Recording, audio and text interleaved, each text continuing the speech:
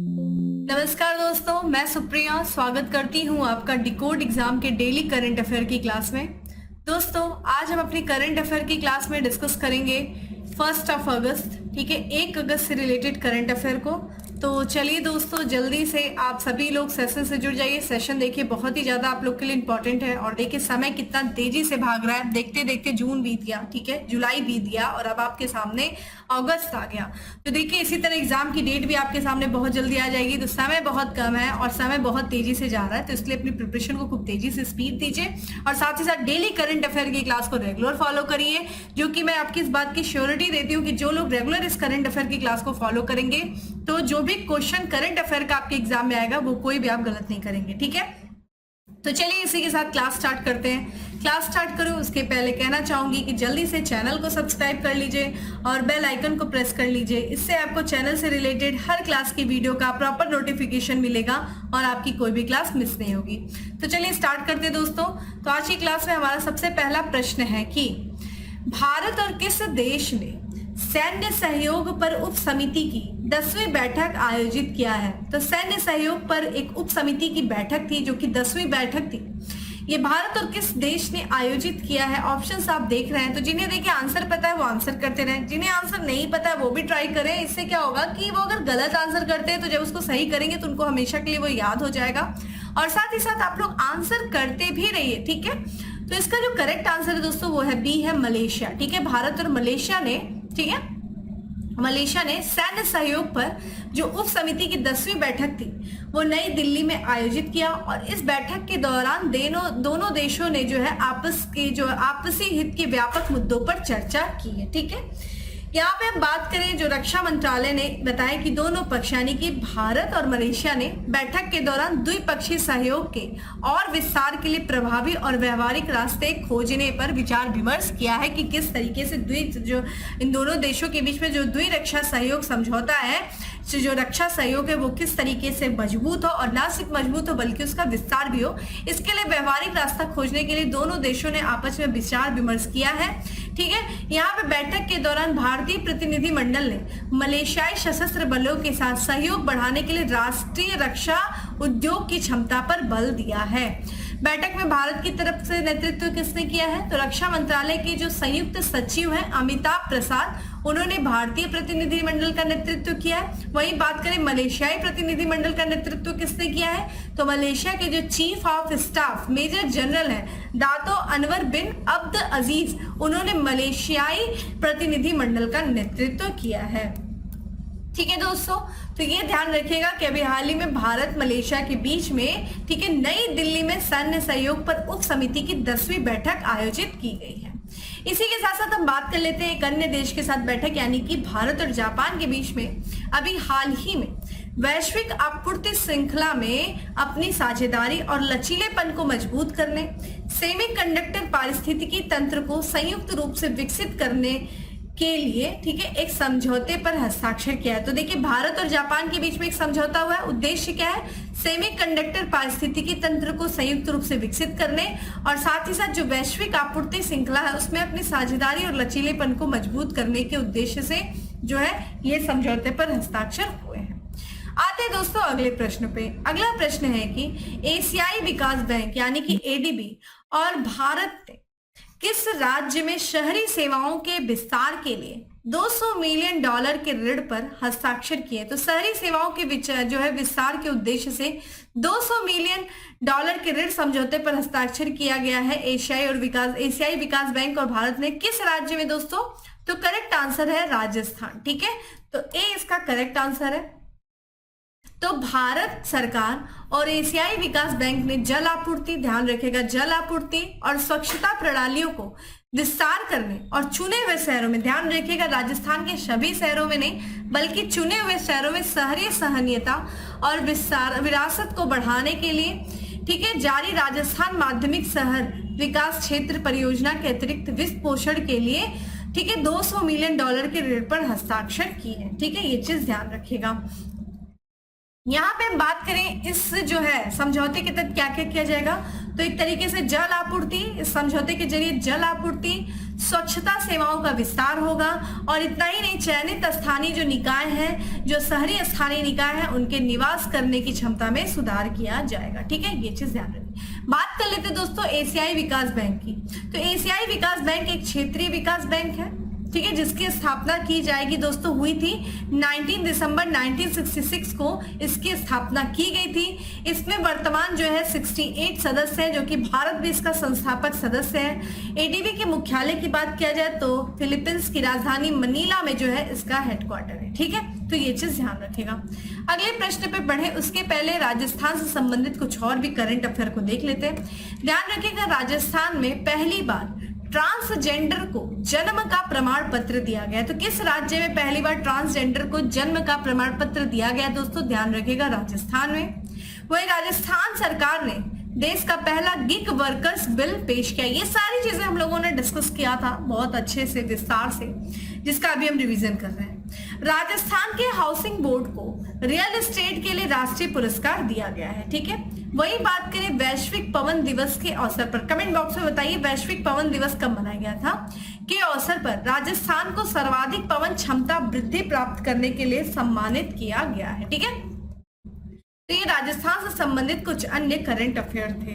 अब बात करते हैं दोस्तों अगले प्रश्न की, जो कि स्पोर्ट्स से रिलेटेड है, कि निम्न में से किस देश ने एसीसी पुरुष इमर्जिंग टीम एशिया कप 2023 का खिताब जीता है? तो किस टीम ने एसीसी पुरुष इमर्जिंग टीम एशिया कप 2023 का खिताब जीता है? किस देश ने जीता है दोस्तों? ध्यान रखिएगा, ये जीता है पाकिस्तान ने। ठीक है, तो पाकिस्तान एक क्रिकेट टीम ने क्रिकेट टीम ने आर प्रेमदास स्टेडियम कोलंबो श्रीलंका में, ध्यान रखिएगा कहां पे फाइनल हुआ है? प्रेमदासा स्टेडियम कोलंबो श्रीलंका में फाइनल हुआ है, जिसमें भारत ए को हराकर, किसने? पाकिस्तान ए ने भारत ए को हराकर एशियाई क्रिकेट परिसर यानी कि एसीसी पुरुष इमर्जिंग टीम एशिया कप 2023 जीता है। ठीक है, ये ध्यान रखिएगा।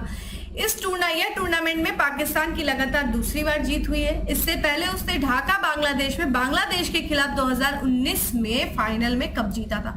तो ध्यान रखिएगा, एशियाई क्रिकेट परिषद पुरुष इमर्जिंग टीम एशिया कप 2023 का final match Premadasa stadium Colombo Sri Lanka में आयोजित हुआ, जिसमें पाकिस्तान ए ने भारत ए को हरा करके ये ट्रॉफी जीती, और ये दूसरी बार जीती। इसके पहले ढाका बांग्लादेश में इसका आयोजन किया गया था और बांग्लादेश को हरा करके फाइनल मैच इसने जीता था। ठीक है, ये चीज ध्यान रखिएगा। आइए स्पोर्ट्स से रिलेटेड कुछ अन्य करंट अफेयर भी देख लेते हैं, जैसे कि मलेशिया के तेज गेंदबाज, ठीक है, सयाजुरुल एजाद इद्रिस पुरुष T20 इंटरनेशनल में 7 विकेट लेने वाले पहले खिलाड़ी बन गए हैं। ठीक है, वहीं मध्य प्रदेश ने महाराष्ट्र को हराकर सीनियर महिला राष्ट्रीय हॉकी चैंपियनशिप 2023 जीती। ठीक है, मध्य प्रदेश ने किसको हरा करके?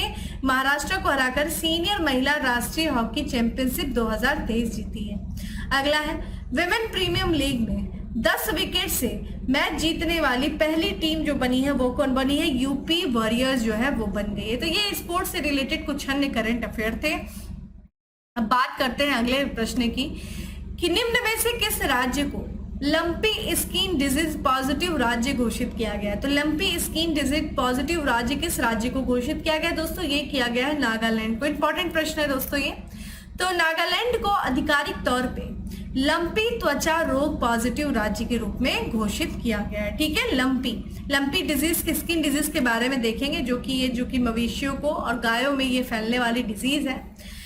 ये पशुओं में संक्रामक और संक्रामक रोग की रोकथाम और नियंत्रण अधिनियम 2009 के तहत राज्य के 4 जिलों में लंपी त्वचा रोग का पता चलने के बाद यह घोषणा की गई है। ठीक है, बात कर लेते हैं लंपी स्किन डिजीज की।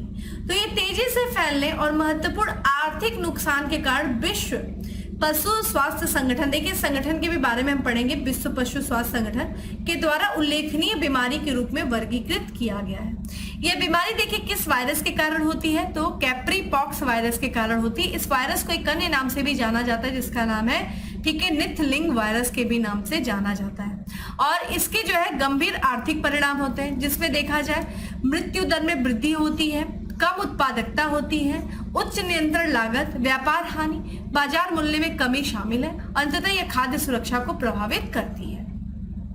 ये देखा जाए ये जो बीमारी है ये मवेशी और भैंस इस बीमारी के प्रति ज्यादा संवेदनशील है, लेकिन ये बीमारी देखा जाए हिरण हो गया, बाइसन हो गया, मिथुन जैसे जो वन्यजीव आबादी के लिए भी ये खतरनाक जो है खतरा पैदा कर सकती है।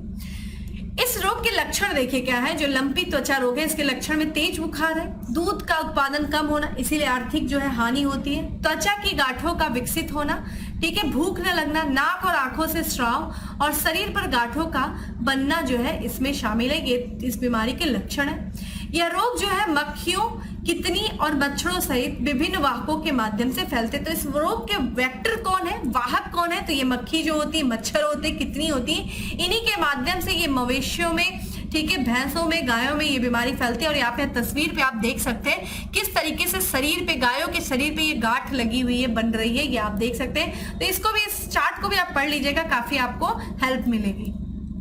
ठीक है, बात करते हैं विश्व पशु स्वास्थ्य संगठन की, जिसकी स्थापना हुई थी 1924 में। इसके संस्थापक थे, ठीक है, इमैनुएल ठीक है लैंगलेज, और इसका मुख्यालय पेरिस में है। महानिदेशक जो है वो डॉक्टर मोनिक एलोइड जो है वो इसके महानिदेशक हैं। अगले प्रश्न की तरफ बढ़ते हैं। अगला प्रश्न है कि हाल ही में नई दिल्ली में वैश्विक अर्थव्यवस्था के लिए हरित और सतत विकास एजेंडा पर 2 दिवसीय G20 सम्मेलन का आयोजन कौन कर रहा है? तो नई दिल्ली में जो वैश्विक अर्थव्यवस्था के लिए जो हरित और सतत विकास एजेंडे पर 2 दिवसीय G20 सम्मेलन का जो आयोजन कर रहा है वो कर रहा है नीति आयोग। ठीक है, correct answer is B, NITI Aayog. तो नीति आयोग जो है, ध्यान रखिएगा, वो वैश्विक अर्थव्यवस्था के लिए हरित और सतत विकास एजेंडे पर 2 दिवसीय G20 सम्मेलन का आयोजन किया है। कब किया? 28 से 29 जुलाई के बीच में। कहां पे किया है दोस्तों? नई दिल्ली में किया है। सम्मेलन का उद्देश्य देखिए क्या है, वैश्विक स्तर पर हरित और सतत विकास की संभावनाओं की जांच करना। ठीक है, साथ ही देखा जाए ना सिर्फ संभावनाओं की बल्कि वैश्विक स्तर पर जो हरित और सतत विकास के समक्ष जो चुनौतियां हैं उन चुनौतियों की जांच करना भी शामिल है। वहीं हम बात करें, इस कार्यशाला के पहले दिन का फोकस ऊर्जा, जलवायु, प्रौद्योगिकी, नीति और सतत विकास के लिए वैश्विक वित्त को नया आकार देने से संबंधित विषयों पर है। दूसरे दिन के दौरान की बात किया जाए तो बहुपक्षवाद के साथ साथ समायोजन, लचीलापन और अनिश्चित दुनिया में समावेश से संबंधित विषयों पर चर्चा की गई। ठीक है, तो ये ध्यान रखिएगा कि यहाँ पे जो है G20 यानी कि ये जो हरित और सतत विकास एजेंडे पर 2 दिवसीय G20 सम्मेलन का आयोजन नई दिल्ली में किया गया है। किसके द्वारा किया गया? तो नीति आयोग के द्वारा किया गया है। अगले प्रश्न पर बढ़ते हैं दोस्तों। अगला प्रश्न है हमारा कि हाल ही में माइल्स फ्रैंकलिन साहित्य पुरस्कार 2023 किसे प्रदान किया गया है? तो ये शंकरी चंद्रन को प्रदान किया गया है। ठीक है, माइल्स फ्रैंकलिन साहित्यिक पुरस्कार 2023। तो इनकी तस्वीर आप देख सकते हैं। ये श्रृंखला जो है श्रीलंकाई मूल की ऑस्ट्रेलियाई लेखक है जिनका नाम है शंकरी चंद्रन। इन्होंने माइल्स फ्रैंकलिन ने, ठीक है, अपनी पुस्तक, ठीक है, चाय टाइम एट सिनामन गार्डन्स के लिए जो है साहित्यिक पुरस्कार 2023 जीता है। ठीक है, चाय टाइम्स एट सिनामन जो गार्डन्स है, वो गार्डन्स जो है वो परिवार, यादों और समुदाय और नस्ल के बारे में कहानी है जो कि बहुसंस्कृतवाद के साथ ऑस्ट्रेलिया के कठिन और जटिल समीकरण और उत्तर उपनिवेशवाद के आघात पर यह प्रकाश डालती है। ठीक है, यह माइल्स फ्रैंकलिन साहित्य पुरस्कार एक ऐसे उपन्यास को दिया जाता है जो सर्वोच्च साहित्यिक योग्यता वाला हो और ऑस्ट्रेलियाई जीवन को उसके किसी भी चरण से प्रस्तुत करता हो। तो ऑस्ट्रेलियाई जीवन, उसके साहित्य में ऑस्ट्रेलियाई जीवन को प्रस्तुत किया गया हो। तो ध्यान रखिएगा, इस वर्ष जो है ऑस्ट्रेलियाई जो है श्रीलंकाई मूल के ऑस्ट्रेलियाई लेखक है शंकरी चंद्रन, इनको माइल्स फ्रैंकलिन, ठीक है, पुरस्कार प्रदान किया गया है। अगले प्रश्न की तरफ बढ़ते हैं कि निम्न में से कौन सा राज्य डिजिटल रजिस्टर के संबंध में शिक्षकों के लिए प्रशिक्षण लागू करेगी? तो शिक्षकों के लिए प्रशिक्षण, ठीक है, डिजिटल रजिस्टर के संबंध में प्रशिक्षण दिया जाएगा शिक्षकों को। कौन से राज्य से? ठीक है, कौन से राज्य में? तो उत्तर प्रदेश। तो इंपॉर्टेंट है ये दोस्तों। तो यहाँ पे हम बात करें, उत्तर प्रदेश सरकार शिक्षकों को स्मार्ट कार्यशैली अपनाने के लिए प्रोत्साहित करने के लिए प्रेरणा पोर्टल पर डिजिटल रजिस्टर, ठीक है, रजिस्टर नाम से नया मॉड्यूल विकसित कर रही है। ठीक है, तो ध्यान रखिएगा, शिक्षकों को स्मार्ट कार्यशैली अपनाने के लिए प्रोत्साहित करने के लिए प्रेरणा पोर्टल पर डिजिटल रजिस्टर नाम से एक नया मॉड्यूल विकसित कर रही है। मॉड्यूल जो है राज्य परियोजना कार्यालय समग्र शिक्षा उत्तर प्रदेश द्वारा बनाया गया है। ठीक है, और ये शिक्षकों को डिजिटल रजिस्टर, ठीक है, रजिस्टरों का उपयोग करने और प्रशिक्षण प्रदान करने का है। प्रशिक्षण के बाद शिक्षक अपने दैनिक कार्यों को डिजिटल अपडेट कर सकेंगे। ठीक है, दैनिक कार्यों का डिजिटल अपडेट कर सकेंगे, और इसी दैनिक कार्यों को डिजिटल अपडेट करने के लिए डिजिटल रजिस्टर नाम से जो है एक मॉड्यूल विकसित किया गया, और इसी के लिए जो शिक्षकों को क्या किया जाएगा, प्रशिक्षण प्रदान किया जाएगा। ठीक है, अगले प्रश्न की तरफ बढ़ते हैं कि लोकसभा अध्यक्ष ओम बिरला ने किस शहर में राष्ट्रमंडल संसदीय संघ भारत क्षेत्र के 20वें सम्मेलन का उद्घाटन किया है? तो किस शहर में दोस्तों क्या है, तो ये मेघालय की राजधानी शिलांग में। ठीक है, मेघालय की राजधानी शिलांग में, ठीक है, ओम बिरला ने, जो कि लोकसभा अध्यक्ष है, इन्होंने राष्ट्रमंडल संसदीय संघ मात्र, ठीक है, भारत क्षेत्र के 20वें सम्मेलन का उद्घाटन किया है। तो लोकसभा अध्यक्ष ओम बिरला ने राष्ट्रमंडल संसदीय संघ भारत क्षेत्र के 20वें सम्मेलन का उद्घाटन किया है। शिलांग में राष्ट्रमंडल संसदीय संघ भारत क्षेत्र के 20वें मंडल का उद्घाटन किया गया। ठीक है, ये 4 दिवसीय सम्मेलन है जो कि पूर्वोत्तर क्षेत्र के विशेष संदर्भ में प्राकृतिक आपदाओं और प्रबंधन रणनीतियों पर विचार विमर्श किया जाएगा। इसके तहत प्रतिनिधि प्रतिभागी शेष भारत के तरह पूर्वोत्तर क्षेत्र में क्षेत्रीय कनेक्टिविटी के विषय पर भी चर्चा करेंगे। इसमें सांसद, मेघालय विधायक और अन्य गणमान्य व्यक्ति भी शामिल होंगे। ठीक है, तो ध्यान रखिएगा, जो लोकसभा अध्यक्ष ओम बिरला ने शिलांग में राष्ट्रमंडल जो संसदीय संघ भारत क्षेत्र के 20वें सम्मेलन का उद्घाटन किया है। यहाँ पे हम एक चीज और बात कर लेते हैं। हाल ही में प्रधानमंत्री नरेंद्र मोदी ने नई दिल्ली में भारत के भव्य अंतर्राष्ट्रीय प्रदर्शनी सह सम्मेलन केंद्र का भारत मंडप का उद्घाटन किया। तो भारत मंडप जो कि अंतर्राष्ट्रीय प्रदर्शनी सह सम्मेलन केंद्र है, जिसका नाम है भारत मंडप, इसका उद्घाटन किया गया प्रधानमंत्री नरेंद्र मोदी जी द्वारा। कहाँ किया गया? नई दिल्ली। ठीक है, अगले प्रश्न की तरफ बढ़ते हैं कि किस राज्य के स्वास्थ्य विभाग ने, ठीक है, स्क्रब टाइफस के खिलाफ अलर्ट जारी किया है। ठीक है, तो स्क्रब टाइफस के खिलाफ जो अलर्ट जारी किया गया है वो केरल राज्य के स्वास्थ्य विभाग ने किया है। तो केरल के अल्लापुझा में, ठीक है, स्क्रब टाइफस के खिलाफ स्वास्थ्य विभाग ने अलर्ट जारी किया है। अगर हम इस टाइफस के बारे में बात करें तो जिसे आम भाषा में देखिए क्या बोला जाता है, बुश टाइफस भी बोला जाता है।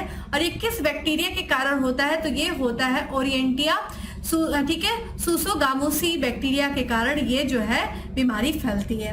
ये जो है ये संक्रमित, ठीक है, संक्रमित चिरगस जिसे हम लार्वल माइटस कहते हैं, उसके काटने से व्यक्तियों में फैलता है।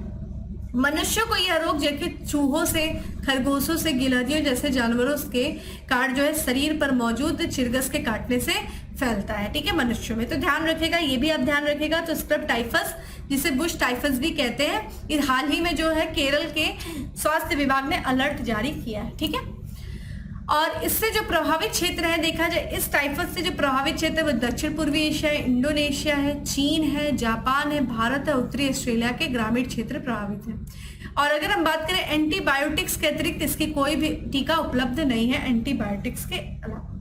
तो ये था हमारा आज का क्वेश्चन, और आज के हम लास्ट एमसीक्यू की तरफ बढ़ते हैं कि दुनिया का सबसे बड़ा संग्रहालय जिसका नाम है युग युगीन भारत कहाँ बनेगा? तो ये बनेगा देश की राजधानी नई दिल्ली में। ठीक है, तो राष्ट्रीय राजधानी में जल्द ही दुनिया का सबसे बड़ा संग्रहालय बनेगा जिसका नाम क्या होगा दोस्तों? युग युगीन भारत राष्ट्रीय संग्रहालय। ये इसमें देखा जाए जो नॉर्थ ब्लॉक और साउथ ब्लॉक की जो मौजूदा इमारतें हैं उन इमारतों को नई दिल्ली में राष्ट्रीय संग्रहालय में बदल दिया जाएगा। संस्कृत में युग युगीन भारत को, अंग्रेजी में जो अनुवाद होगा वो अनंत भारत होगा। ठीक है, इस देश में, जिस देश के इतिहास के शाश्वत चरित्र को इस संग्रहालय में दर्शाया जाएगा युग युगीन भारत संग्रहालय में। वही प्रतिष्ठित ब्लॉक का जो निर्माण हुआ था दोस्तों 1930 के दशक में हुआ था। किसके द्वारा किया गया था? तो एडविन लुटियंस और हर्बर्ट ब्रेकर के द्वारा किया गया था, और ये लंबे समय से भारतीय शासन के केंद्र के रूप में कार्य कर रहा था। 2021 में भारत सरकार ने नॉर्थ ब्लॉक और साउथ ब्लॉक को संग्रहालय में बदलने की योजना की घोषणा की थी। साउथ ब्लॉक की बात करें तो साउथ ब्लॉक में प्रधानमंत्री कार्यालय, विदेश मंत्रालय और रक्षा मंत्रालय, जबकि नॉर्थ ब्लॉक में वित्त और गृह मंत्रालय स्थित है। ठीक है, तो ये चीज ध्यान रखिएगा। तो ये था दोस्तों आज का हमारा 10 MCQ। अब बात करते हैं दोस्तों किसकी, फैक्ट्स ऑफ द डे की। फैक्ट्स ऑफ द डे में हमारा सबसे पहला फैक्ट्स है कि टाटा स्टील ने 5 साल के एक और कार्यकाल के लिए कंपनी का प्रबंध निदेशक और मुख्य कार्यपालक अधिकारी नियुक्त किया, किसे, टीवी नरेंद्रन को। वहीं अमेरिका ने $345 मिलियन के सैन्य सहायता पैकेज की घोषणा किया है, किस देश के लिए, ताइवान के लिए। राज्य सरकार सितंबर में बाल विवाह के खिलाफ अभियान शुरू करेगा, कौन सा राज्य सरकार दोस्तों, तो असम। हाल ही में मानव तस्करी के खिलाफ विश्व दिवस मनाया गया, कब मनाया गया, 30 जुलाई को मनाया गया। स्पेन के नए कार्यवाहक प्रधानमंत्री चुने गए हैं, पेड्रो सचीज। ठीक है, ये स्पेन के नए कार्यवाहक प्रधानमंत्री चुने गए। तो ये था दोस्तों फैक्ट्स ऑफ द डे। अब बात करते हैं किसकी, टॉप 10 स्टैटिक्स जीके की। तो आज का हमारा सबसे पहला स्टैटिक्स जीके है कि डाक वितरण को में तीव्रता लाने हेतु भारत में पिन कोड प्रणाली की शुरुआत की गई थी, कब की गई थी, 15 अगस्त 1972 को किया गया था। ठीक है, इंकलाब जिंदाबाद का नारा दिया, किसने दिया था, भगत सिंह ने दिया था। भारत में राष्ट्रीय आय का संकलन करता है, कौन करता है, केंद्रीय सांख्यिकी संगठन करता है। केंद्रीय गंगा प्राधिकरण की स्थापना कब हुई थी, तो 1985 में हुई थी। भारत में सशस्त्र बलों का सर्वोच्च सेनापति होता है दोस्तों, कौन होता है, राष्ट्रपति होता है। अगला, भारत की पहली महिला शासिका बनी रजिया सुल्तान। ठीक है, महात्मा गांधी को राष्ट्रपिता सबसे पहले कहा, किसने कहा था, नेताजी सुभाष चंद्र बोस ने। मानव शरीर की ग्रंथि को मास्टर ग्रंथि कहते हैं, किस ग्रंथि को मास्टर ग्रंथि कहा जाता है, तो पीयूष ग्रंथि को कहा जाता है। दिल्ली स्थित महात्मा गांधी की समाधि का नाम है राजघाट। वही सातवाहन शासक ने, ठीक है, शक छत्रप नापाड़ा के जो सिक्कों को पुनः जारी किया, किस सातवाहन शासक ने, तो गौतमी पुत्र सतकर्णी ने। तो दोस्तों ये था आज का हमारा करंट अफेयर। उम्मीद करती हूँ आपको अच्छा लगा होगा। करंट अफेयर के साथ हम लोग ने फैक्ट्स ऑफ द डे और साथ ही साथ हम लोगों ने स्टैटिक्स जीके को रिवीजन किया। उम्मीद करती हूँ आपको ये सेशन अच्छा लगा होगा। अच्छा लगा है दोस्तों तो लाइक कर दीजिएगा, शेयर कर दीजिएगा। और डेली करंट अफेयर की जो PDF है वो टेलीग्राम ग्रुप पे अवेलेबल है, जिसका लिंक आपको डिस्क्रिप्शन बॉक्स में दिया हुआ है। जाइए डाउनलोड करिए, और ना सिर्फ डाउनलोड करिए बल्कि अपनी शॉर्ट नोट्स बनाइए, रिवीजन करिए। फिर मिलते हैं दोस्तों अगले सेशन में, तब तक के लिए bye, have a good day, stay safe and stay happy.